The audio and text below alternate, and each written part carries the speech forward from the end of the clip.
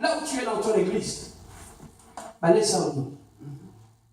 Parce que la croissance, c'est qu'un enfant mange, va déterminer sa croissance. Un enfant qui mange très mal, ça va affecter sa croissance.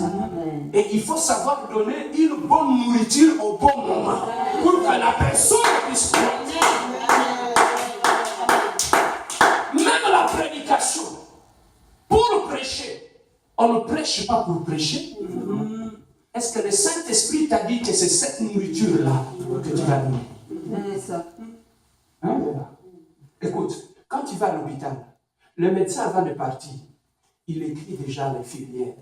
À 9h, tu vas donner tel médicament. À 10h, tu vas donner tel médicament. Et l'infirmière, le chef qui est là, à son tour, elle va nous proposer.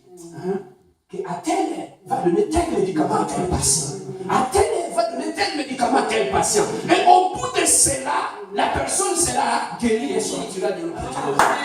La nourriture qu'on doit donner aux gens à l'église dépendra de ce que le médecin a prescrit. Il a prescrit qu'on te donne quelle nourriture. Il a prescrit qu'on te donne quel médicament. Voilà pourquoi quand toi tu es à la maison, moi je prie, je demande au maître, Seigneur, qu'est-ce que tu as prévu? On ne prêche pas pour prêcher, mais on écoute le Saint-Esprit pour savoir quelle nourriture apporter au peuple de Dieu. Tu peux prêcher, mais sans affecter le cœur des gens. Pourquoi? Parce que la nourriture que tu donnes n'est pas appropriée. Amen. Bien aimé, comme j'aime toujours le dire, le but de la prédication, ce n'est pas pour créer des sensations auprès des gens. Il a apprécié quand il prêchait de chanter la chair de poule. Ce n'est pas ça. Le but de la prédication, c'est de t'amener un nombre suffisant d'informations qui vont t'aider à utiliser ces informations-là, à savoir qu'est-ce que je peux faire dans telle ou telle situation. Tu peux avoir les sensations. Tu peux avoir des sensations. Tu peux avoir tout ça et sortir de l'église comme tu étais venu. Amen. Amen. Tu peux avoir des sensations et ressentir cela. Mais bien aimé dans le Seigneur, laissez-moi te dire une chose. Dieu a donné 5 ministères à l'église. Et les 5 ministères que Dieu a donnés à l'église, c'est pour prendre soin de son peuple. Du bébé spirituel qui est arrivé à l'église, il y a 5 médecins qui vont être à son chevet et qui vont prendre soin de cette personne-là. L'évangéliste, il a sa mission. Le pasteur a sa mission. Le docteur a sa mission. Le prophète a sa mission. Et tous ces gens-là travaillent ensemble pour aider la personne qui est venue à l'église, qui était un bébé spirituel, à grandir dans la foi. Donc chaque médecin, il a un produit spécifique qu'il peut donner au patient pour que le patient puisse grandir dans la foi. Alors, le 5 ministères, Dieu avait donné les 5 ministères pour l'église. Il faut travailler dans l'église. Mais dites-moi maintenant, toi tu es encore bébé spirituel, tu es appelé à grandir. Tu restes chez toi à la maison. Tu dis, moi je n'irai pas à l'église, je vais rester à la maison. À la maison aussi je peux prier. À l'église, à la maison, il n'y a pas les 5 ministères. Des gens qui vont prendre soin de toi. Amen. Hein? Amen. Alors, ces gens-là vont travailler avec nous. Le but pour lequel nous allons à l'église, c'est pour croître d'abord. Lorsque nous allons à l'église, c'est pour atteindre la stature parfaite du Christ au sein de l'église. Amen. Et alors, les 5 ministères sont à l'église pour prendre soin de nous. Alors, quelle est exactement leur mission? Les 5 ministères qui sont à l'église, quelle est exactement leur mission dans notre vie? Ici, Paul est en train de très bien l'expliquer. Le travail que ces gens vont faire dans la vie du chrétien qui vient à l'église. Donc nous devons savoir une chose. Dieu a donné les 5 ministères pour l'église. Donc lorsque Dieu appelle quelqu'un au ministère, ce n'est pas pour s'enorgueillir. Mais lorsque Dieu nous appelle au ministère, c'est parce que nous avons un travail à accomplir dans la vie du chrétien. Amen. Amen. Donc ce n'est pas un sujet d'orgueil que je suis devenu apôtre, je suis devenu ceci, prophète, non. Je faisais lire un ami pasteur avant-hier, on parlait, j'ai dit, mais dans les temps, quand on ordonnait quelqu'un au ministère, où il devenait un pasteur, un apôtre, on voyait toujours la personne en train de pleurer. Quand on le pleurait, les gens le consolaient. Pourquoi il pleurait? Il pleurait parce qu'il voit le fardeau qu'il a, la charge qu'il a.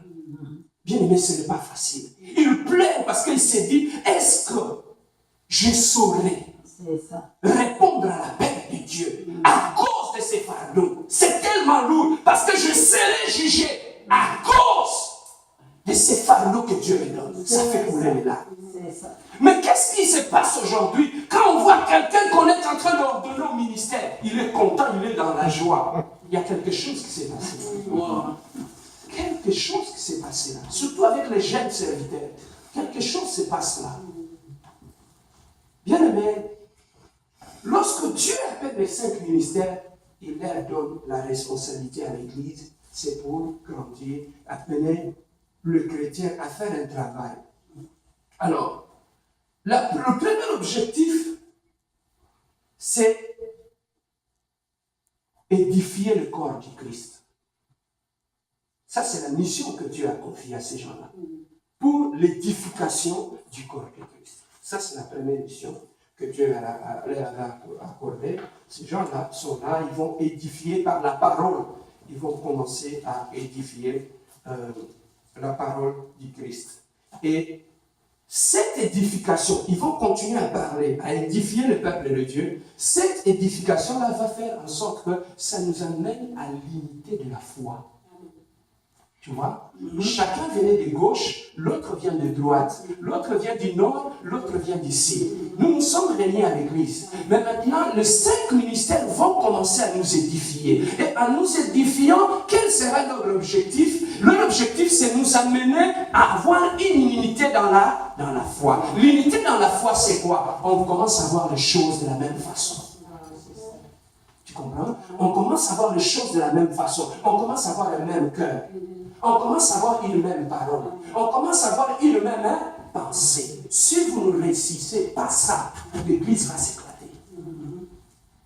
Donc l'objectif de 5 ministères, c'est d'amener le peuple de Dieu au travers de l'édification à l'unité de la foi.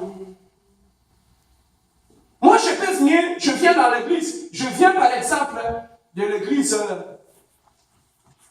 une autre église où on a eu une autre foi, où quand quelqu'un est malade, on pouvait l'asperger de poudre et puis la personne est guérie. Alors quand je viens par exemple à cette église, j'ai ma foi, j'ai ma façon de voir les choses. Mais au travers de la parole de Dieu, lorsque les 5 ministères vont nous enseigner, c'est ça qui a fait que nous aurons le même langage.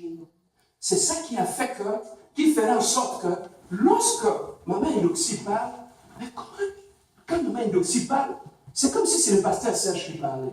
Mais c'est parce qu'on est nourri par la même parole. Ça nous a amené à avoir le même langage. La même nourriture. Amen. Hein? Amen. Alors, qu'est-ce qui fait? Tu peux demander qu'est-ce qui fait que... Pourquoi quand tu réfléchis, je sens, c'est comme si c'est le pasteur Serge. Mais c'est parce que nous sommes nourris par la même nourriture. Et ça nous a amené à voir les choses dans la même direction. Et si on ne réussit pas ça dans l'église, c'est ça qui fait que dans la même église, les gens ont 5 langages différents. Parce que la parole de Dieu n'a pas fait le travail en nous. Amen. Hein? Cette parole, c'est ça qui fait que lorsqu'un couple qui s'est disputé chaque matin et soir arrive à l'église de la compassion, mais qu'est-ce qui a changé dans ces couples? Comment ils commencent à parler le même langage? Mais parce que l'homme et la femme sont nourris par la même nourriture et ils commencent à voir les choses dans la même direction. Ce qui est péché pour la femme est aussi péché pour l'homme. Amen. Amen. Est-ce que je peux avancer? Amen. Donc, c'est ça qui fait le but du 5 ministères au sein de l'Église. Mais si dans l'église, on trouve que le couple qui arrive continue à se disputer, à se créer des problèmes. C'est qu'il y a un problème, non pas seulement avec le couple, mais avec la parole qui est dispensée. Amen. Amen. Voilà. Nous sommes autant dit, mais après, ça te crée des problèmes. Il y a certaines prédications qui peuvent te donner la diarrhée.